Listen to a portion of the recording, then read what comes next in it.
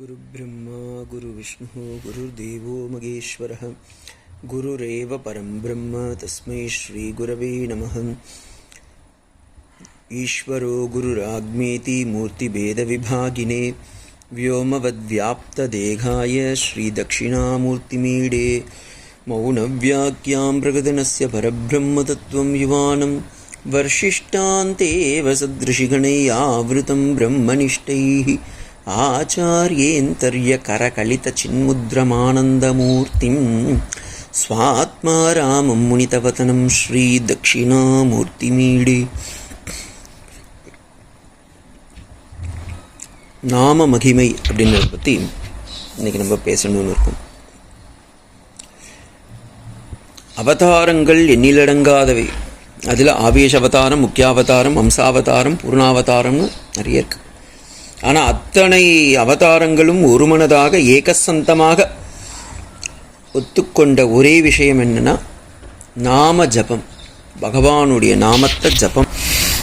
நாமத்தை ஜபம் செய்யும் போதே அந்த நாமம் உன்னை காத்து ரட்சிக்கும் அப்படின்றது தான் அதோடைய பெரிய விஷயம். அதனால தான் கண்ணனம்பிரான் கீதையில் சொல்லும் போதும் யஜ்ஞானாம் ஜபயஜ்ஞோஸ்மி அப்படின்றார். நான் யஜ்ஞங்களில் ஜபயஜ்ஞமாக இருக்கின்றேன் அப்படின்றார். அதே போல் லலிதா சஹஸ்ரநாமத்தில் பார்த்தீங்கன்னா அம்பாளையும் நாமபாராயண பிரீதா நந்தி வித்யா நடேஸ்வரி. நாமபாராயணத்தில் அம்பாளுக்கு அதிக பிரீத்தி உண்டு அப்படின்றாங்க. ஏன் அப்படின்னா, இப்போ நிறைய கூட்டம் இருக்குது, அந்த இடத்துல ஒரு குழந்தைய நான் கூப்பிடணும், ஆனால் அந்த குழந்தையோடைய பேர் எனக்கு தெரியல அப்படின்னா, தெரியாத ஒரு குழந்தைக்கு கூட அந்த பேரை நான் சொல்லணும், ஆனால் தெரியல. அப்போ நான் கண்ணா இங்கே வாப்பா அப்படின்னு சொன்னால் கூப்பிட்டா உடனே அந்த குழந்தை பேர் கண்ணா இல்லை, இருந்தாலும் அவன் திரும்பி பார்க்குறான்ல. அப்போ தான் பேர் இல்லைன்னும் போதும் ஏதோ ஒரு பேரை வச்சு கூப்பிடும்போதும் அவன் திரும்பி பார்க்கும்போது அகிலபுவன நாயகியாக இருக்கக்கூடிய, லோக ரட்சகியாக இருக்கக்கூடிய, ஜெகஜனனியாக இருக்கக்கூடிய அன்னைக்கு நம்ம எந்த நாமத்தை கூப்பிட்டாலும் திரும்பி பார்க்க மாட்டாளா? அவதார வரிஷ்டம் அப்படின்னு ஸ்ரீராமகிருஷ்ண பரமஹம்சர் சுவாமி விவேகானந்தரே சொல்லியிருக்கார். ஆனால் அப்படியாப்பட்ட அவதார வரிஷ்டமே போய் பார்த்தீங்கன்னா அமுதமொழிகள்லாம் சந்தியா சமயம் வந்துவிட்டது அப்படின்னும் போது உடனே ராமகிருஷ்ண பகவான் என்ன பண்ணுறார்? நாம ஜபத்தை செய்கின்றார். கிருஷ்ணா கோவிந்தா அச்சுதா அப்படின்னு. அப்போ ஒரு அவதாரமே நாம ஜபத்தை ஏன் செய்ய வேண்டும் என்றால், நாம ஜபத்தை உலகிற்கு பறைசாற்றுவதற்காக. அன்னை சாரதாம்மா ஒரு நாளைக்கு அத்தனை பேருக்கும், இல்லற சீடர்கள், துறவர சீடர்கள், அத்தனை சீடர்களுக்கும் சமைத்து பான் முதலியவை எல்லாம் கொடுத்து, தாம்பூலத்தெல்லாம் கொடுத்து அந்த அம்மா என்ன பண்ணுறாங்க? 1,00,000 நாம ஜபத்தை பண்ணியிருக்காங்க. ஏன் இப்படி பண்ணணும்னா, கலியுகத்தில் அந்த நாமம் தான் நம்மை காத்து ரட்சிக்கும். ஏன்னா இல்லையே சுவாமி, கர்மயோகம், ஞான யோகம், பக்தி யோகம், ராஜயோகம்லாம் ஏகப்பட்டது இருக்கே அப்படின்னா, இல்லை, நாம ஜபம்னு ஒன்று இருக்கு பாருங்க, அதுவே தான் பெரிய யோகம் கலியுகத்துக்கு. கர்மயோகம் செய்யலாம். எப்படி செய்யலாம், யாரெல்லாம் செய்யலாம்னா நிறைய இருக்குது. ஏன்னா கர்மத்தை நம்ம செய்கிறோம், வேலைகளை செய்யும்போது நமக்கு எவ்வளவு பற்றில்லாமல் செய்ய வேண்டும். யோக கர்மசு கௌஷலம்னு பகவத்கீதையில் கண்ணனே சொல்லியிருக்காரு. இது ரொம்ப ஈஸியான வேலை இல்லைப்பா, டாஸ்க் இல்லைப்பா, வேலை செஞ்சுட்டு இருப்போம், ஆனால் அந்த வேலையில் நம்மளே மாட்டிப்போம். அப்போ கர்மயோகம் செய்யறது பெரிய சுலப காரியம் இல்லை, ஆனால் அதை பற்றற்று செய்ய வேண்டும். அது எல்லோருக்கும் பொருந்தாது. ஞான யோகம் அதை விட மோசம். அதிகாரித்து விதிவத் அதீத வேத வேதாங்கத்வேன ஆபாதத்தை அதிக கல்மஷத்தையான்னு சொல்லி 4 வேதம், 6 அங்கம், புராணம், இதிகாசம் போன்ற எல்லாத்தையும் படித்து அதுக்கப்புறமா ஸ்ரவண மனன நிதித்தியாசனம்லாம் பண்ணாதான் நமக்கு ஞான யோகம் என்பது பலிக்கும். அப்போ ஞான யோகம்ன்றதும் அவ்வளோ ஈஸியான ஒரு டாஸ்க் கிடையாது. அப்போ ஞான யோகம் வேண்டான்றீங்களா? கர்மயோகம் நான் வேண்டான்னு சொல்லலை, வேணுன்றவங்க அதை எடுத்து ப்ராக்டிஸ் பண்ணலாம். ஆனால் சுலபமாக இருக்கிறது ஜபயஜ்ஞம். பக்தி யோகம் சுவாமி அது எனக்கு ரொம்ப ஈஸி தானே அப்படின்னு நம்ம நினைப்போம். நம்ம நினைக்கிறது பக்தியே கிடையாது. சாண்டில்ய பக்தி சூத்திரத்தில் போய் பார்த்தீங்கன்னா, இல்லை நாரத பக்தி சூத்திரத்தில் போய் பார்த்தீங்கன்னா தெரியும், பக்தின்றது பெரிய பிரபாவம். அதில் சாதன பக்தி, சாத்திய பக்தி, கவுன பக்தி, முக்கிய பக்தி அப்படின்னு ஏகப்பட்டது இருக்குது. நம்ம பண்ணுறதெல்லாம் ஏதோ பூ பறிக்கிறோம், சந்தனம் பறிக்கிறோம், ஆசிரமத்தை தூய்மை பண்ணுறோம், அதெல்லாம் ஒரு பக்தியா அப்படின்னு நினச்சா அதெல்லாம் பக்தியே கிடையாது. அதெல்லாம் ஒரு ஸ்டெப்ஸ். ஆனால் அப்போ பக்தி யோகம் அப்படின்றது பெரிய விஷயம். சா பக்தி சா பிரேமஸ்வரூபக, எதையும் எதிர்பார்க்காமல் பண்ணுறது. ஆனால் அது அவ்வளவு சுலபம் இல்லை. அடுத்தது ராஜயோகம் சொல்லவே தேவையில்லை. அஷ்டாங்க யோகம், யமம் நியமம் ஆசனம் பிராணாயாமம் பிரத்யாகாரம் தாரணம் தியானம் சமாதின்னு அத்தனை பேர். நம்மளால் முதல்ல உட்கார முடியுமா அஷ்டாங்க யோகத்துக்கு? 1 hour காலவர் கிளாஸ்க்கே உட்கார முடியாது. அப்புறமா தானே அஷ்டாங்க யோகம் பண்ணது. அப்போ எது ரொம்ப சுலபம் அப்படின்னா கலியுகத்துக்கு நாம ஜபம் தான். நாம ஜபம் ஒன்றுமே, இதுக்கு எதுவுமே தேவையில்லை, சாதனம் எதுவுமே தேவையில்லை, சாத்தியம் எதுவுமே தேவையில்லை. என்ன குருமுகமாக மந்திரம் வாங்கியிருக்கணும், அவ்வளோதான். வாங்கிட்டு அந்த மந்திரத்தை நம்ம சொல்கிறோம். ஏன்னா எல்லா மந்திரங்களும் எல்லோருக்கும் பொதுவாக அமைந்தது அல்ல. ஓம்கார ஜபம் அது சன்னியாசி தானே செய்யணும். காயத்ரி ஜபம் அது சில சமூகங்கள் தானே, சமூகத்தினர் தானே செய்ய முடியும், எல்லாராலையும் செய்ய முடியாது. சரி, ஷோடசி அஷ்டாட்சரம் துவயம் அப்படின்னா அதெல்லாம் சில வர்ணத்தால் தானே பண்ண முடியும். மகா சோடசி மந்திரம் பண்ணுறேன் சுவாமி, அது ஸ்ரீவித்யா உபாசகர் தானே பண்ண முடியும். ஆனால் ஒரு ஜபத்தை எல்லாரும் செய்யலாம். ஏஷ ஏவ பரம் சாரம் சர்வேஷாம் மந்திர சந்ததே வேதானாம் ஹிருதயம் சௌமிய ராமநாமம் ஸ்தோபமம் அப்படின்னு தந்திர சாஸ்திரத்தில் ஏக ஏவ பரம் சாரம், அத்தனை சாஸ்திரத்தின் சாரமாக இருப்பது அந்த ராமநாமம் அப்படின்ற. அப்போ அந்த ராமநாமத்தை நாம் ஜபிக்க வேண்டும். அப்போ ராமநாமம்னா எனி நாமம், அதில் நான் ராமநாமத்தை எடுத்துக்க. ஏன் அப்படின்னா அது சொல்லும்போது சொல்லுவான், பகவானுடைய நாமம் எவ்வளவு பிராமுக்கியம் வாழ்ந்தது அப்படின்னா, நம்ம கொஞ்சம் கொஞ்சமாக அப்படி சப்ஜெக்டுள்ளே போகிறோம். ஏன்னா நம்மளுடைய டாபிக் நாம மகிமை, அதில் பகவான் ராமகிருஷ்ண நாமத்துடைய மகிமை என்னன்னு பார்க்கலாம். அப்போ முதல்ல பகவான் அப்படின்னா என்னன்னு தெரியணும். பக அப்படின்னா ஐஸ்வர்யம் வீரியம் தேஜஸ் யசஸ் ஸ்ரீ சாத்குணங்கள் ஞானங்கள் சம்பத்தியாக 6 ஐஸ்வர்யங்களும் தன்னிடத்திலேயே வைத்து கொண்டிருப்பவன் பகவான் அப்படின்றார். ஞானபல வீரிய ஐஸ்வர்ய சக்தி தேஜஸ். விஷ்ணு புராணம் பிரகாரம் பார்த்தீங்கன்னா, உற்பத்திம் பிரளயம் செய்வ பூதானாம் ஆகதிம் கதிம் வேத்திம் வித்யாம் அவித்யாம் ச வாஜோ பகவான் இதி அப்படின்றார். உற்பத்தி கிரியேஷன், யார் இந்த உலகை படைத்தார்களோ, பிரளயம் டெசல்யூஷன், யார் இந்த உலகை முடிவிற்கு கொண்டு வருகின்றார்களோ, பூதானாம் ஆகதிம் கதிம் அப்பியரன்ஸ் அண்ட் டிஸ்அப்பியரன்ஸ், வருவதும் வருவதும் போக்கும் வரவும், யார் அந்த தொழிலை செய்கின்றார்களோ, வித்யாம் அறிவை கூட்டி ஊனினை உருக்கி உள்ளலியை எப்படி பெருகச் செய்ய வேண்டும் என்று காட்டி கொடுக்கின்றார்களோ, அவித்யாவையும் தன்னிடத்திலேயே வசமாக வைத்து கொண்டு இந்த உலகை காத்து ரட்சிக்கின்றார்களோ, அவர்களே இந்த உலகில் பகவான் என்று அழைப்பதற்கு தகுதியானவர்கள். உற்பத்தியும் பிரளயம் செய்வ பூதானாம் ஆகதிம் கதிம் வித்தம் வித்யாம் அவித்யாம் ச சா வாச்சோ பகவான் இதி அப்படின்னு விஷ்ணு புராணத்தில் சொல்கிறார். அப்படியாப்பட்ட அந்த பகவான் அப்படின்ற அந்த சப்தத்தோடு சேர்ந்து ஸ்ரீ, இப்போ நமக்கு பகவான் அப்படின்னா யாருன்னு தெரிஞ்சிருது. இந்த 6 தொழிலையும் தன்னிடத்திலேயே வைத்து கொண்டிருப்பவர் அப்படின்னு. அப்போ இதில் ராமர் அப்படின்ற சப்தத்தை நம்ம பார்க்கணும். ஏன் அப்படின்னா, ராமபுஜங்கத்தில் சங்கராச்சாரியா சொல்கிறார், இந்த ராமர் அப்படின்றது எவ்வளோ பெரிய மந்திரம் அப்படின்னுறத, சதா ராம ராமேதி நாமாமிருதம் தே சதா ராமமானந்த நித்யந்த காந்தம் பிபந்தம் நமந்தம் சுகந்தம் அசந்தம் ஹனுமந்தமந்தம் பஜே நிஜாந்தம் அப்படின்னு ஹனுமானுடைய எக்ஸ்பீரியன்ஸாக ராமநாமத்தை சங்கராச்சாரியா ராமபுஜங்கத்தில் காமிக்கிறார். அதில் பாருங்கோ, பிபந்தம் நமந்தம் சுகந்தம் அசந்தம் ஹனுமந்தமந்தம். பிபந்தம் குடியுங்கள், நமந்தம் நமஸ்காரம் செய்யுங்கள், சுகந்தம் வாசனை அதை மூக்கால் நுகருங்கள், அசந்தம் ரசியுங்கள். ஆனால் நாமம், அந்த ராம நாமத்தை எப்படி பண்ணணும்னா ஜபம் பண்ணுன்னு சொல்லலை. ஏன்னா ஜபம்னா வாயில் பண்ணணும், இப்படி கூட இல்லை, எல்லா நேரமும் பண்ணுப்பா அப்படின்றார். ஏன்னா ஜபம் அப்படின்னுறதே நம்ம 3 விதமாக பிரிக்கலாம், காய்க வாச்சிக்க மானசம்.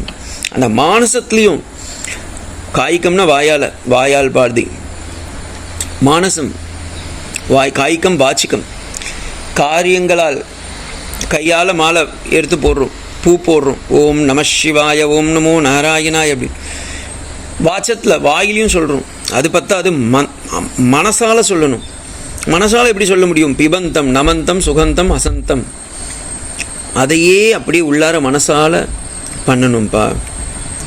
ஸ்ருணு ராமகதா அப்படின்றார். அதனால்தான் கபீர்தாசர் அப்படி தான் ராமநாமத்தை வாங்கிக்கிட்டு இருக்கார். அப்போ ராமநாமம் எவ்வளோ பெருசுன்னா, கபீர்தாசர் அவருடைய குருவான ராமானந்த சுவாமிகள் கிட்ட போகிறார். போய் கேட்டு எனக்கு ராமநாமத்தை சொல்லி கொடுங்கன்றார். ஆனால் அவர் ஆசிரமம் உள்ளார இருக்கார். அவர் ஆசிரமத்துக்கு வெளியே இருக்கிற 2 சிஷ்யர்கள் கபீர்தாசரை விரட்டி விடுகிறார்கள். அப்போ என்னால் ராமநாமத்தை வாங்க முடியலையே அப்படின்ற கஷ்டத்தில் கபீர் என்ன பண்ணுறாரு, காஷியில் இருக்கிற அந்த கங்கை படித்துறையில் போய் நேராக நைட்டு படுத்துடுறாரு. அழுதுன்ட்டே அப்படியே தூக்கம் வந்துடுது, தூங்கிடுறாரு. அந்த படிக்கட்டிலேயே அப்படியே தூங்கிட்டு இருக்கார். மறுநாள் காலையில், விடியற் காலையில் பொழுது 5 மணி இருக்கும், சூரியோதயம் வரலை. ராமானந்த சுவாமிகள் பூஜை அறைக்கு போகிறார். அங்கே ராமனை காணும். ஐயோ ராமனை காணுமே, சன்னிதானத்தை காணுமேன்னு சொல்லி ராமானந்த சுவாமிகள் தேடுறார். அப்போ ராமர் அவருடைய அசரீரமாக சொல்கிறார், என்னுடைய சிஷ்யனை நீ ஏற்கவில்லை, அதனால் நான் இங்கே இருக்க தயாராக இல்லைன்னு சொல்லி கிளம்பிடுறார். உடனே ராமானந்த சுவாமிகள் கூப்பிட்டு தன்னுடைய சிஷ்யர்கிட்ட கேட்குறார், என்னப்பா நடந்ததுன்னு. யாரோ கபீர் வந்தான் சுவாமி, நாம வேணும்னு கேட்டால் கொடுக்க முடியாது போடான்னு சொல்லி அமுச்சு வச்சுட்டோம், அவள் தான். ஐயோ தவறு செய்து விட்டாயே, இங்கே யாருமே முதல்ல வரமாட்டுறாங்க, ஆசிரமம்னு கட்டி வச்சதே யாருன்னா வர்றதுக்கு தானேப்பா, வந்தவங்களுக்கு ராமநாமத்தை கொடுக்கணும் தானே நாங்கள் இவ்வளோ கஷ்டப்பட்டுன்னு இருக்கோம், இப்படி கொடுக்க முடியாதுன்னு சொல்லி அமுச்சு வச்சுட்டியே அப்படின்னு சொல்லி ரொம்ப கஷ்டப்பட்டு கபீருடைய குருவான ராமானந்த சுவாமிகள் உடனே அங்கேருந்து கிளம்பி அவர் ஐயோ இதுக்கு பரிகாரமாக நான் கங்கையில் போய் ஸ்நானம் பண்ணணும்னு அந்த விடியற்காலை பொழுதில் கண்ணை மூடிட்டு ராம ஜபத்தை பண்ணிகிட்டே கங்கை படித்துறையில் படிக்கட்டில் இறங்குறார். அங்கே கபீர் அப்படியே தூங்கிட்டு இருக்கார். ராமநாமம் எனக்கு கிடைக்காதான்னு அவர் கேட்டார். இங்கே பாருங்க, ராமனே குருவையும் சிஷ்யனையும் சந்திக்க செய்கின்றார். அப்படி படிக்கட்டில் இறங்கின ராமானந்த சுவாமிகளுடைய வலது கால் கபீருடைய தலையில் ஸ்பர்ஷ தீட்சையோடு கூடிய ராமநாமத்தை கொடுக்கின்றார். அப்போ ராமநாமம் எவ்வளவு பிரபாவம் பாருங்க.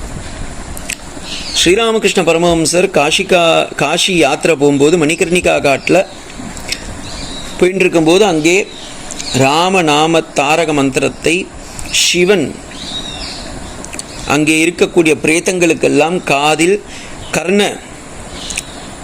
மந்திரமாக கொடுக்கின்றார் அப்படின்றத காட்சி கிடைக்கிது. அங்கேயே அவர் சமாதி அடைகிறார். அப்படியே அங்கேயே சமாதியில் ஆழ்ந்து விடுகின்றார். இதுக்கு பிரமாணம் என்னன்னா, காஷிகா புராணத்திலேயே இருக்கு,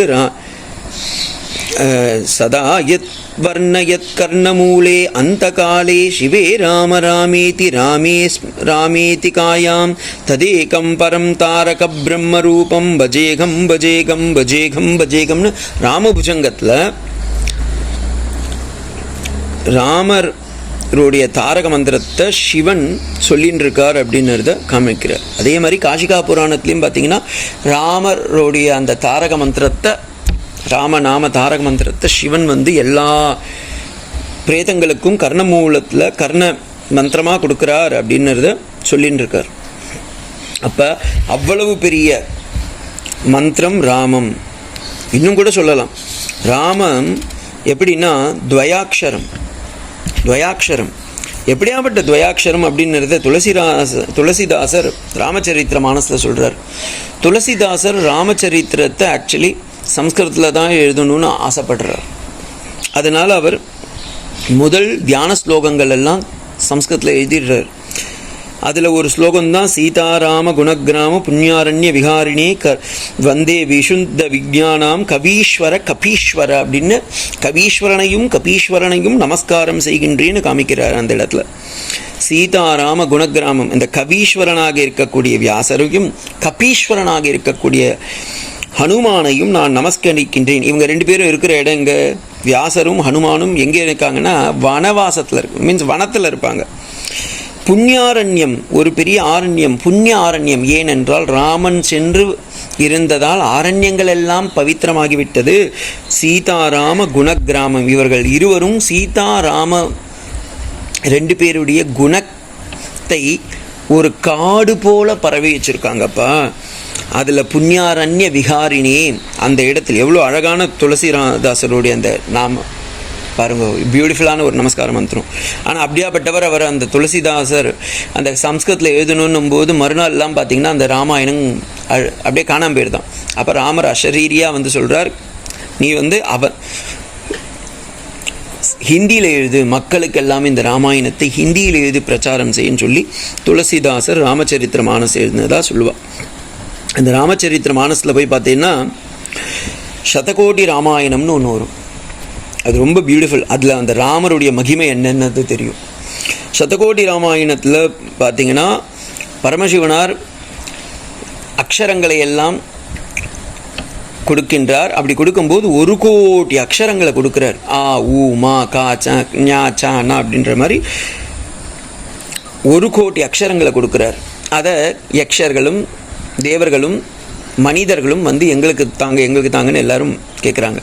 உடனே சிவனே நானே பிரித்து கொடுக்குறேன்னு சொல்லி அதை 3 லட்சம் கொடுக்குறார். 1 லட்சம் மீறுது. அந்த 1 லட்சத்தை திரும்பவும் 3000 அப்படி கொடுக்குறார். கடைசியில் ஒரே ஒரு அக்ஷரம் மீதியே இருக்குது. அந்த ஒரு அக்ஷரம்ன்றது அனுஷ்டுப் சந்தஸ், 32 அக்ஷரங்கள் மீன்ஸ் வேர்ட்ஸ் இருக்கிற ஒரு ஸ்லோகம். அந்த ஸ்லோகத்தை பிரிக்கும்போது 2 அக்ஷரங்கள் மட்டும் மீதி போயிடுது. மீதி எல்லா அக்ஷரங்களையும் பிரித்து கொடுத்துட்றார். அப்போ சிவன் கேட்குறார், இந்த அக்ஷரத்தை நான் என்ன பண்ணுறதுன்னு கேட்கும்போது உடனே அங்கேருந்து அத்தனை பேரும் மனிதர்களும் தேவர்களும் கிண்ணர்களும் சேர்ந்து சொல்கிறாங்க, இதை நீங்களே வச்சுக்கோங்கன்னு. அப்போ பரமசிவனார் அந்த 2 அக்ஷரத்தை எடுத்து தன்னுடைய இதயத்தில் வச்சுட்டாராம். அதுதான் ராம அப்படின்னு. அப்படியாப்பட்ட அந்த ராமம், ஏன்னா ராம நாமத்தை நம்ம தெரிஞ்சுட்டால் தான் அதோடைய பிரபாவம் நமக்கு தெரியும். வைணவர்களுடைய அச்சாணியாக இருக்கக்கூடியது அஷ்டாட்சரம். வைணவ சம்பிரதாயத்திலே போய் பார்த்திங்கன்னா அஷ்டாட்சரம்ன்றது ஓம் நமோ நாராயணாய நமஹ அப்படின்ற அந்த வார்த்தை. அஷ்டாட்சரம் 8 எழுத்துக்கள் கூடிய ஒரு வார்த்தை. அதுதான் மூலமாக இருக்கிறது, மத்தியமாக இருக்கிற இது அவங்க நித்தியப்படி ஜபிக்க வேண்டிய ஒரு வார்த்தை. அந்த அஷ்டாட்சரத்தில் மத்தியமமாக இருக்கிற வார்த்தை என்ன பார்த்தீங்கன்னா நமோ நாராயணாய. நாராயணாய நாரா வருது பாருங்க, அந்த ரா அதை வச்சுக்கோங்க. அதே மாதிரி 4 வேதம், 4 வேதத்துலேயும் மத்தியமாக இருக்கிறது யஜுர்வேதம், யஜுர்வேதத்தில் மத்தியமாக இருக்கிறது ஸ்ரீருத்ரம், ஸ்ரீருத்ரத்தில் மத்தியமாக 11 அணுவாக்கம் கொண்ட ஸ்ரீருத்ரத்துக்கு மத்தியமாக இருக்கக்கூடியது நம சம்பவே சம யோபவே ச நம சங்கராய சமயஸ்கராய ச நம சிவாய ச நம சிவாய அப்படின்ற வார்த்தை. அந்த நம சிவாய அப்படின்றதுக்கு நடுவில் இருக்கிற வார்த்தை பார்த்திங்கன்னா ம. அப்போ அஷ்டாட்சரத்திற்கு மத்தியமாக இருக்கக்கூடியது ர, பஞ்சாட்சரத்திற்கு சைவத்திற்கு மத்தியமாக இருக்கக்கூடியது ம. அந்த ராம அப்படின்னா எவ்வளவு பிரபாவம்னா அஷ்டாட்சரத்திற்கும் பஞ்சாட்சரத்திற்கும் சமமாக இருப்பது ராமம் அப்படின்றது தெரியுது. அப்போ அதே மாதிரி கிருஷ்ணன் ராமருக்கு இப்போ பகவதின்னு தெரிஞ்சிருது, ராமனா என்னன்னு தெரிஞ்சிருது. கிருஷ்ணர்னா என்ன அப்படின்னா கஷ்யதி இதி தாத்துன்னு அதை சொல்லும்போது சொல்லுவார். கர்காச்சாரியார் சொல்கிறார், அவர் தான் கிருஷ்ணனுக்கு பெயர் வச்சவர், குலகுரு. அவர் சொல்லும்போது சொல்கிறார், எப்படி இந்த கிருஷ்ணன்றது வந்ததுன்னா கரஷனஹ அப்படின்வா கிருஷ்ண அப்படின்னு வருது. அதில் க அப்படின்றது ககாராந்தம், எல்லா கல்மங்களையும் அந்தகாரம் பண்ணுறது. ரகாராந்தம் ராமா இது ரமணலம்பட்டா அப்படின்வா. ஷகாராந்தம் ஷட்குண சம்பன்னக, 6 குணங்களையும் சம்பத்திகளையும் சேர்த்தவன். நகாராந்தம் ரசுங்க குணக, destroyer of all the sins, இரண்யாட்ச கண்ணியே கொண்டவர். ஹஸ்த ஹ அப்படின்றது அக்ஷரம், ந அக்ஷரே ந க்ஷரைதி இது அக்ஷரக, எதுவும் அழிவில்லாதது இருக்கின்றதோ அதற்கு பெயர் அக்ஷரம். அப்போ நமோ பகவதே ராம கிருஷ்ணாய. அப்போ அந்த ராம கிருஷ்ணன் அப்படின்ற அந்த வார்த்தைக்கு எவ்வளவு பெரிய மகிமை இருக்குன்றது இதுலேருந்து தெரியுது அப்படின்றத நம்ம இதை வச்சு சொல்ல முடியும். ஸ்ரீமத் பாகவதத்தில் பலி மகா சக்கரவர்த்தி சரணாகதி அடையும் போது பார்த்தீங்கன்னா அவர் சொல்கிற வார்த்தை சிஷ்யேகம் சர்வோதோகம் துவாம் சாகுணம் சபரிஸ்வதம் சதா சந்நிஹிதம் வீரம் தத்ரமாம் திரக்ஷதே பகவன். என்ன நல்ல கதிக்கு எடுத்துன்னு வைப்பா பகவானே அப்படின்றார். அதுக்கு பகவான் கீதையில் சொல்கிற ஒரு வாக்கியத்தை சொன்னால் உங்களுக்கு புரியும். அனன்யா சிந்தையந்தோ மாம் ஏஜனாத் பரி உபாசதே தேஷாம் நித்யாபியுக்தானாம் யோகக்ஷேமம் வகாமியகம். யார் ஆனந்தமான அந்த நாமத்தை சொல்லிக் கொண்டிருக்கின்றார்களோ அவர்கள் எப்படி இருந்தாலும் நான் அவர்களை காப்பாற்றுவேன். அனன்யா சிந்தயந்தோ மாம் ஏஜனாத் பர்யுபாசதே தேஷாம் நித்யாபியுக்தானாம் யோகக்ஷேமம் மகாம்யகம். இன்னொரு இடத்துல சொல்லும்போது சொல்கிறார், அவர் துராச்சாரனாக இருந்தாலும் பரவாயில்லப்பா, நான் அவனை காப்பாற்றுவேன். அபிச்சேத துராச்சாரக பாபிப்பிய பாபகிருத்தமாக, அவன் பாபம் செய்து செய்து செய்து எவ்வளவு தவறுகள் செய்திருந்தாலும் நான் அவனை காப்பாற்றி அவனை சாதுவாக மாற்றி விடுகின்றேன். சாதுரேவச மந்தவ்யக. ஏன்னா அவன் என்னுடைய நாமத்தை சொல்கின்றான், அதனால் அப்படின்றார். அப்போ அந்த நாமத்துக்கு எவ்வளவு வலிமை பாருங்கள். அகல்யா தேவி ராமன் நாமம் பிறப்பதற்கு முன்பே தோன்றிவிடுகின்றார். கௌதமர் சாபம் கொடுத்துட்டு போகிறார், நீ யார் கண்ணுக்கும் தெரியாமல் இங்கேயே இருப்பாய். ராமர் பிறக்கவே இல்லை. அப்போ நான் என்ன பண்ணுறது அப்படின்னா ராமநாமத்தை சொல்லிட்டு, இப்போ பாருங்கள், உருவமே தெரியாத ஒருத்தரை நான் தியானம் பண்ணணும். எப்போ வருவார் அவர்? இன்னும் ஒரு 1000 வருஷம் கழித்து வரப்போகிறாரு அப்படின்னு சொல்லிட்டு அவர் போய்ட்டுறார். அப்போ உருவம் தெரியாது, யார் வரப்போகின்றார் என்றும் தெரியாது, அவர் எப்படியாப்பட்டவர் என்றும் தெரியாது. ஆனால் அந்த தெரியாத ஒருத்தர் அந்த நாமியை தெரியாமையே அந்த நாமத்தை சொல்லின்னு இருக்கும்போதே அகல்யாதேவிக்கு அனுகிரகம் கிடைக்கின்றது. ஹனுமான் தான் சூரிய தேவனிடம் குருவாக அவரை வரித்து கொண்டு எல்லா வித்தைகளையும் சாஸ்திரங்களையும் கற்றுக்கொண்டு தெளிகின்றார். அப்படி கற்று தெளிந்து அவருக்கு குரு தட்சணை கொடுக்க வேண்டும் என்று சொல்லும்போது சூரிய பகவான் ஹனுமானிடம் சொல்கின்றார், நீ என்னிடம் குரு தட்சணை எதுவும் கொடுக்க தேவையில்லை, என்னுடைய குரு வரும்போது நீ அவருக்கு உதவியாக இரு அப்படின்றார். என்ன சுவாமி, சூரியனுக்கு குரு விஷ்ணுவா அப்படின்னா ஆமாம். யுதம் விவஸ்வதே புரோக்தான் மனுவே இக்ஷ்வாகுன்னு பகவத்கீதையில் கண்ணனே சொல்கிறார், நான் தான் இந்த யோகத்தை முன்னொரு காலத்தில் சூரிய தேவனுக்கு கொடுத்தேன். அப்போ அந்த சூரிய தேவன் இப்போ ஹனுமானுக்கு கொடுத்துருக்கார். அப்போ ஹனுமான் என்ன சொல்கிறார்? ஹனுமான் கிட்ட சூரிய தேவன் என்ன சொல்கிறார்? பல வருடங்கள் கழித்து இங்கே ராமர் வருவார், அவர் வரும்போது நீ அவருக்கு சேவை செய் அப்படின்றார். இப்போ ஹனுமான் கேட்குறார் சூரியதேவன் கிட்ட, அவர் எப்படி என்னை கண்டுபிடிக்கிறார்? நீ அவரை கண்டுபிடிக்கணும் அவசியம் இல்லை, அவரே உன்னை வருவார்னு. அதற்காகவே ராமபிரான் சுந்தரகாண்டத்தில் அரண்யத்திற்கு பிரவேசித்து ஹனுமானை சேவையை ஏற்றுக்கொள்கிறார். அப்போ நாமம் நாமியை விட சிறந்தது, நாமியை காட்டிலும் நாமம் சிறந்தது. மீன்ஸ் யாரை நாம் வணங்குகின்றோமோ அந்த தேவதையை காட்டிலும் அந்த தேவதையுடைய நாமம் மிகவும் சிறந்தது. துக்காராம் மகாராஜ் பாண்டுரங்கிட்ட அழுகிறார், எனக்கு ஜபம் செய்யும்போது தூக்கம் வருதே சுவாமி அப்படின்னு. அப்போ பகவான் சொல்கிறார், கவலைப்படாத, நீ நாமத்தை செய் அப்படின்றார். ஞானேஸ்வரர் எவ்வளவு பெரிய பக்தர், வார்க்கரி சம்பிரதாயம் அபங்கம் அப்படின்ற சம்பிரதாயத்தையே உருவாக்குனார். பங்கம்னா பிளவுபடுறது, அபங்கம்னா பிளவே இல்லாமல் அகண்டமாக சதா ராமநாமத்தை கேட்டுன்னு இருக்கிறது, பகவானுடைய நாமத்தை கேட்டுன்னு இருக்கிறதுக்கு அப்படியாப்பட்ட வார்க்கரி சம்பிரதாயத்தை உருவாக்குனவர் ஞானேஸ்வரர். அவர் சொல்கிறார், ஏக தத்துவம் நாமம் திருடத்கரி சித்தம் ஞானதேவ மௌனம் ஜபமாலா ஆந்தரி ஸ்ரீஹரி ஜப்யம். எனக்கு நாமம் இல்லையே, வாய் முணுமுணுக்கிலேயே, கையில் மாலை இல்லையே அப்படின்னும்போது ஞானேஸ்வரர் சொல்கிறார், இல்லை, ஏக ஏவம் தத்துவம், ஏக தத்துவம் நாமம் திருடகரி, சித்தத்தில் நாம் ஏக தத்துவமாக இருந்து ஞான தேவ மௌனம், மௌனத்திலேயே ஜபம் செய்ய வேண்டும். மாலையை எங்கே வச்சுருக்கீங்க? ஆந்தரி, மனசில் உள்ளேயே இருக்கார். அப்போ யாரை நீங்கள் ஜபிக்கிறீங்க? ஸ்ரீஹரி ஜப்யம். ராம்தாஸ் சுவாமிகள் செய்யும்போது சொல்கிறார், ஜபம் செய்பவனே நீதானே, நான் என்ன பண்ணுறேன்? ஜபம் செய்பவனே இல்லையே இங்கே ராமா, நீ மட்டும்தானே இருக்கே அப்படின்றார். கபீர்தாசர் சொல்லும்போது சொல்கிறாரு, தூத்து கர்த்தா துமி துரு, நீயே தான் என்னக்காக செய்கின்றாய் ராமா, நான் செய்யலை எதுவுமே அப்படின்றார் கபீர். கோபிகா கீதத்தில் கூட கோபிகர்கள்லாம் சொல்லும்போது சொல்ல, ஹலம் ஹஸ்தி அசதி சௌக்கியம், அந்த கருப்பனை நம்பக்கூடாதுடி, நம்மளை பண்ண விட்டு அவன் நம்மளை முழுங்கிடுவான் அப்படின்றார். அதனால தான் பகவானோடு நம்ம சரணாகதி அடையும் போது ஆண்டாள்னு சொல்கிறாங்க, வாயினால் பாடி மனதினால் துதிக்க.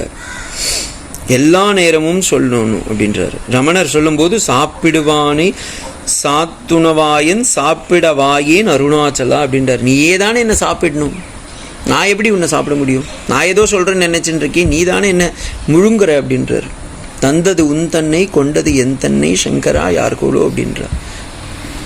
அப்போ எல்லா இடத்துலையும் சொல்கிற ஒரே ஒரு வார்த்தை என்னென்னா, பகவானை நம்ம ஜபிக்கணும்னு நினச்சிட்டு இருக்கோம், ஆனால் நம்ம ஜபிக்கிறதுக்கு இல்லை, அவன் நம்மை ஜபிக்கின்றான். அதான் உண்மை.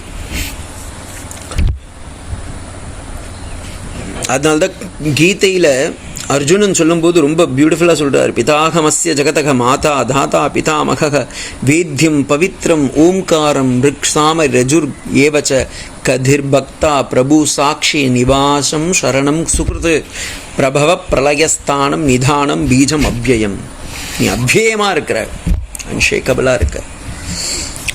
அப்போ இப்படியாப்பட்ட அந்த ராமநாமத்தையும் கிருஷ்ணநாமத்தையும் பகவன் நாமத்தையும் நாம் தெரிந்து கொண்டோம் என்றால், அந்த பகவான் ராமகிருஷ்ணரின் நாமத்தை நாம் எப்படி ஜபிக்க வேண்டும்? ஜெயது ஜெயது மந்திரம் ஜென்ம சாபல்ய மந்திரம் ஜனன மரண பேதம் விக்லேஷயந்த மந்திரம் சகல பீஜ மந்திரம் சர்வசாஸ்திர மந்திரம் ரகுபதி மூல மந்திரம் ராம ராமேதி மந்திரம்னு நம்ம சொல்லணும். இதுதான் வராக சுவாமியும் சொல்கிறார். பூவராக சுவாமியாக அவதாரம் எடுக்கும்போது பூமி பிராட்டி வராக பகவானிடம் கேட்கிறார், எனக்கு இந்த பூமியில் உள்ள மக்களுக்கு உத்தாரணம் பண்ணுறதுக்கு ஏதாவது மந்திரம் சொல்லுங்க அப்படின்றாங்க.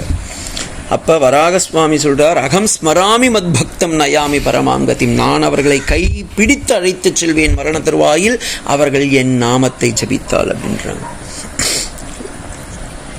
நரசிம்ம அவதாரத்திலையும் பகவான் இதையே தான் சொல்கிறார், நான் அவங்கள காத்து ரட்சிப்பேன் அப்படின்றார்.